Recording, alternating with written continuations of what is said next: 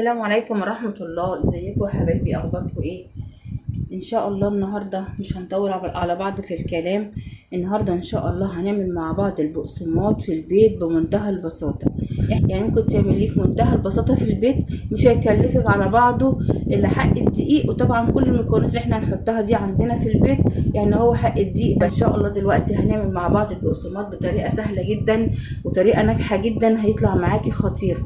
بس انا النهاردة هعمل اللي هي اساور البقسماط، يعني اللي هو البقسماط الملفوف. وممكن نعمل كام واحدة كده طويلة برضو. هي عجينة الطويلة البقسماط اللي هو الطويل نفس عجينة البقسماط المدور، يعني هي نفس العجينة، بس احنا التشكيل هو اللي بيختلف.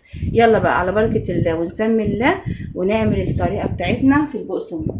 اول حاجة هنا ده معايا نص كيلو من الدقيق، ده نص كيلو من الدقيق انا نخلاه كويس اهو. وهنا هنحط عليه معلقة من الخميرة الفورية اهو، معلقة كبيرة كده من الخميرة الفورية، عليه معلقتين من السكر، معلقتين من السكر، عليه ذرة ملح اهو. هنحط هنا، انا بحب طعم الكمون في البقسماط، اللي مش حابه تحط الكمون ما تحطهوش، بس انا بحب طعم الكمون في البقسماط، بيديله طعم جميل قوي، يعني بحس بمتعه كده وانا بستمتع بطعم الكمون في البقسماط. لو انت مش عايزه تحطي الكمون ما تحطهوش. انا هحط معلقه كبيره اهو، بصوا اهو على البقسماط كده محمصاه على البوتاجاز، وهحط معلقه الكمون اللي بيتحمص على الدقيق والمكونات بتاعتي. هنا احنا حطينا الخميره والملح والسكر والكمون. هبتدي بقى اقلب المكونات الجافه دي كلها مع بعضيها كده. هنا دي معايا نص كوبايه سمنه، يعني معلقتين 3 معالق زيت على معلقه سمنه، عشان السمنه بتدي البقسماط نعوميه وبتديله طعم حلو. فاحنا هنحط يعني الزيت على السمنه. مش عندك السمنه عايزه تحطي زيت بس حطي زيت بس اهو، بس ما ينفعش سمنه بس طبعا. هنبتدي نقلب. في اسهل من كده؟ مفيش اسهل من كده، وبيبيعوه غالي جدا، انا مش عارفه ليه يعني. ابتدي بقى دلوقتي افركه بايدي كده كده، خليه زي الرمله المبلوله بالمنظر ده.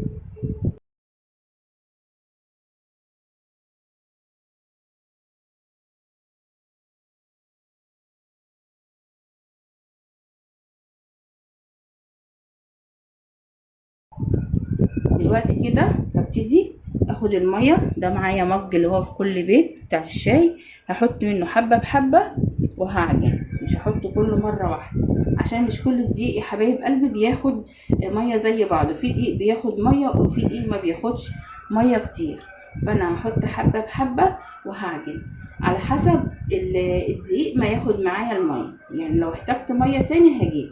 لو احنا بقى في الصيف طبعا الدنيا نار وهنعجن بميه من الحنفيه. لو انت هتعمليه في الشتاء، يعني ايام المدارس بقى وكون في شتاء، او انت مثلا عايزه تعملي حبه في الشتاء كده تتعشوا بيهم، سخني دفي الميه بسيط كده واعجني بيها العجينه كده. انا حطيت المج اهو كله وهعجن. اهم حاجه العجن يا جماعه، خلي بقى العجينه بتاعتك ناعمه لحد ما تبيض معاكي كده العجينه. دلوقتي انا هنزل العجينه بتاعتي على مفرش العجن او على سطح العمل، ونبتدي نعجنها كويس بحيث ان هي تطلع معايا. اهم حاجه فتحي العجينه بتاعتك كده اهو، بصي بايدك كده. كمان بصوا ظاهر فيها ازاي، هيديها طعم تحفه. وما حطيتش ميه تاني خالص، هي الميه حبه الميه اللي احنا حطيناها. انا لو حسيت ان العجينه بتاعتي عايزه حبه ميه، انا هعوز ظهر ايدي كده بس وهلم العجينه، عشان حاساها ان هي لسه بتفتح، يعني عايزه شويه ميه صغيرين. انا جبت حبه ميه في طبق اهو، بصوا هعمل ايدي كده اهو، يعني انا مش هحط ميه زياده، هعمل ايدي كده وابتدي افتح في العجينه بالمنظر ده اهو. العجينة بتاعتي تحفة اهي، تكون واضحة قدامكم. عجينة جميلة جدا. اهم حاجة العجن.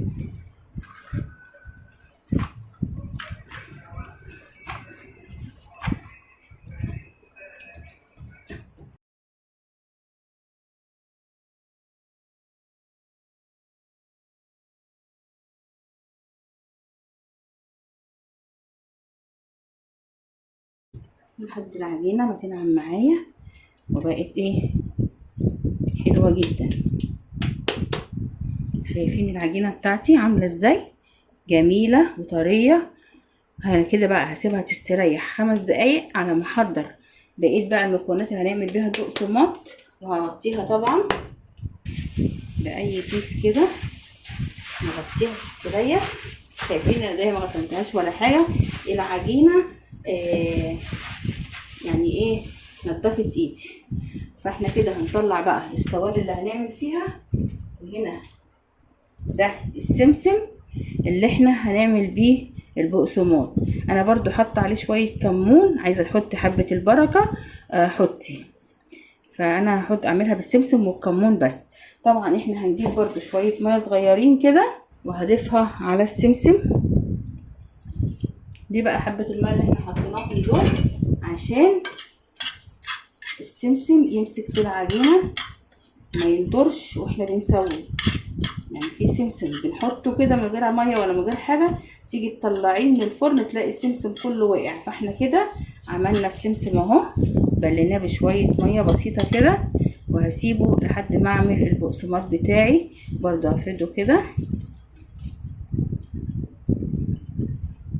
نبتدي نعمل البقسماط. يلا بقى بسم الله. نجيب بقى القطاعه. انا ما عنديش القطاعه اللي هي بتاعه العجين الكبيره دي، انا عندي اللي احنا بنعمل بيها المخلل العادي دي خالص. انا هقطع بيها بصوا جزء بسيط قوي قوي من العجينه بالمنظر ده كده. ما عندكيش اقطعي بسكينه، اقطعي باي حاجه مش هيحصل حاجه. اهو بصوا العجينه لازم تبقي حنينه عليها وانت بتعمليها اهو.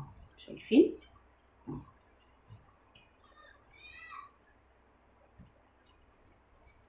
انا هطولها شويه بحيث ان انا عايزاها رفيعه. هقسمها على 2. يعني اهم حاجه ان انت ترفعي العجينه، ما تخليهاش سميكه معاكي او تخينه معاكي، عشان في الخمر لسه هتخمر عشان ما تقفلش على بعضها. انا كده بالنسبه لي الحجم ده كده تمام اهو. هجيب القطاعه برضو واروح قطعه من هنا كده اهو، واروح جايه اللي انا هلفها هعملها كده، واروح جايه عاملاها كده. دي طبعا دي طلعه صغيره، طبعا احنا هنكبر عن كده، بس انا هعملها برضو اهو. بصوا الصينيه وابتدي ارصها لان لسه هنسيبها هتخمر. التانية سهل ولا مش سهل؟ سهل جدا. استنى طبعا اكبر العجينه شويه عن كده اهو. بصوا دي كده مقاسها حلو. عايزه تكبري عن كده اوكي كبري، يعني انت بقى براحتك في التشكيل براحتك. بصوا انا بعملها اهو، واروح شايله كده البقسماط كله ماسك في قلب الاسوره اللي انا عاملاها. ونحسسي ان هي هتفك منك بايدك برضو كده. العجينه لسه في ايدينا نشكلها ونعملها زي ما احنا عايزين اهو. ناخد حته تانية بس هكبرها شويه عندي. مفيش اسهل من كده يا جماعه. خدي كبريها عشان ايه ممكن الكبيره دي تعمل لك 3. مفضلش كل شويه نقطع نعمل واحده واحده، لا انا هعمل كده. الكبيره دي ممكن اعملها 3 بس هي مساحه الترابيزه عندي مش مساعداني. ممكن اقطع كده اعمل واحده برضو والباقي ابقى اشكله.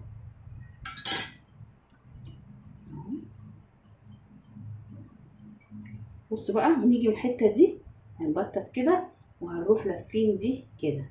هنعمله زي اللي بنجيبه من الفرن، نفس الحجم اللي احنا بنجيبه من الفرن، هو ده الحجم اللي احنا بنجيبه من الفرن. وتقفلي كويس قوي عشان ما تفتحش لما تيجي تخمر، ما تفتحش وتسيب بعضيها اهو. بصوا اهو اهي.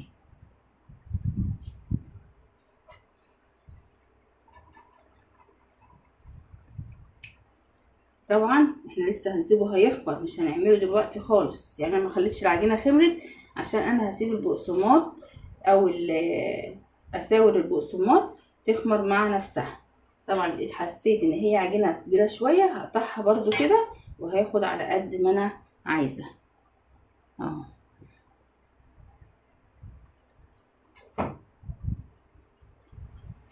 كده انا عملت صينيه الحجم الصغير ده، وهعمل صينيه برضو الحجم الكبير، وهنشوف النص كيلو دقيق هيطلع معانا قد ايه كميه بقسماط، وهنشوف احنا مضحوك علينا ولا لا. واكيد هيطلع مضحوك علينا يعني انا عارفه. ايه رايك بقى يا قمر نكمل بقى الفيديو ونطلع ونرجع مع بعض نشوف النتيجه ونشوف احنا مضحوك علينا ولا لا. طبعا انا حطيت الصينيه وغطيتها سبتها تخمر، وهنعمل بقى صينيه تانية الحجم الكبير شويه، وممكن نعمل صينيه اللي هو البقسماط العادي اللي احنا بنجيبه العادي جدا. دلوقتي اهي العجينه اهي هنعمل بقى الكبيره شويه. اللي عايزه بقى انا عملت كده عشان في ناس بتحب الحاجه تبقى صغيره، وفي ناس بتحب الحاجه بتبقى كبيره، فاحنا ايه هنعمل ده وهنعمل ده. هكبر شويه بقى قطعه العجينه وهنعمل اللي هي واسعه شويه مش الصغننه قوي دي، بس اهم حاجه تخلي العجينه كلها متساويه، ما تخليش حته رفيعه وحته تخينه. هنا هنبطط كده بايدينا ونروح جايين هنا لافين كده اهو، ونحطها على كفه ايدينا بالمنظر ده كده اهو، تطلع معانا بالسمسم. تظبطيها طبعا بايدك كده انت برضو. نيجي على الصينيه بتاعتنا وهنعمل الحجم الكبير شويه اهو. كمل بقى بنفس الطريقه وارجع لك. دلوقتي هنعمل بقى البقسماط الطويل مع بعض. احنا عملنا صينيتين من العجل، هنعمل بقى البقسماطه الطويله. لو انت حابه تعملي البقسماط الطويل يا مش صعبه خالص اهو. بصوا كده زي ما انا عامله كده، وهاخد الجزء ده هبطط كده وهاجي بقى هنا. بصوا كده كلها سمسم اهي. بصوا انا عملت كميه بنفس الطريقه اهو، شايفين؟ نكمل مع بعض. طبعا انا هكمل على دي عشان دي هتبقى رفيعه وتتقطم معايا. هناخد حته عجينه بالحجم ده كده، هنبتدي نرفع فيها كده، ما تضغطيش عليها عشان ما تتقطعش معاكي، خلي ايديك صوابعك خفيفه عليها كده اهو. الطول بقى اللي انت عايزاه وتروحي قاطعه. انا لفيت الصابع اهو او صباع البقسماط اهو، اسويه من هنا ومن هنا كده برضو، اروح واخداه كده عشان هو لسه هيخمر، مش عايزاه تخين ما تخنهوش. بصي انا عاملاها ازاي اهي. بصوا البقسماطايه اروح نازله بيها كده وكده، وهجيب الصينيه بتاعتي اللي انا عامله فيها اهو واروح حطاها كده اهو. دي صوابع البقسماط، وده روايش البقسماط او دوريات البقسماط اهو. كده عملنا 3 صواني، واحده بقسماط عادي واتنين الاساور كده. انا هسيبهم يخمروا، ولما يخمروا هندخلهم على فرن درجه حرارته 180 او 200. بياخد تسويه بالظبط نص من تلت ساعه لنص ساعه. فاحنا بقى هنغطي عليه كده وهنسيبه يخمر، ولما نيجي نسوي هنشوف هنعمل ايه. وبكده البقسماط بتاعنا طلع من الفرن. عرفتوا بقى ان احنا بيضحك علينا. ادي صينيه وادي صينيه وادي صينيه عملتها اللي هو البقسماط اللي هو الرفيع، مش البطنسه ليه، البقسماط العادي عملنا منه برضو صينيه. طالع بصوا عامل ازاي، خفيف وجميل ومقرمش. وده اللي هي الاساور، اساور البقسماط. بصوا شايفين جميلة، شايفين تتفتفت في ايدي، معنى كده ان هي هشة من جوه. والطعم بقى مش قادرة احكيلك عليه، الطعم تحفة. جربي بقى، اعملي البقسماط في البيت، ما تشتريش تاني بقسماط من بره بالغلا ده، حرام. احنا نعمله في البيت هيطلع معانا بمنتهى الجمال، والله طعمه خطير، والله طعمه يجنن. يعني انا بقولك ما عملته كان ابني كان نص الصواني، يعني الصواني دي كانت مليانه، بصوا بقت عامله ازاي، كان نصهم من حلاوته. قال لي يا ماما ده تحفه وطعمه خطير وما تشتروهوش تاني من بره، اعمليه لينا على طول في البيت. فانا خلاص بقى كده هعتمد الطريقه دي وهعملها في البيت، وانتوا كمان اعتمدوا الطريقه واعملوه في البيت. مش هيكلفك الا 10 جنيه حق نص كيلو دقيق. لو انت عايزه تعملي كميه اعملي الكيلو، هيفرق معاكي كتير جدا.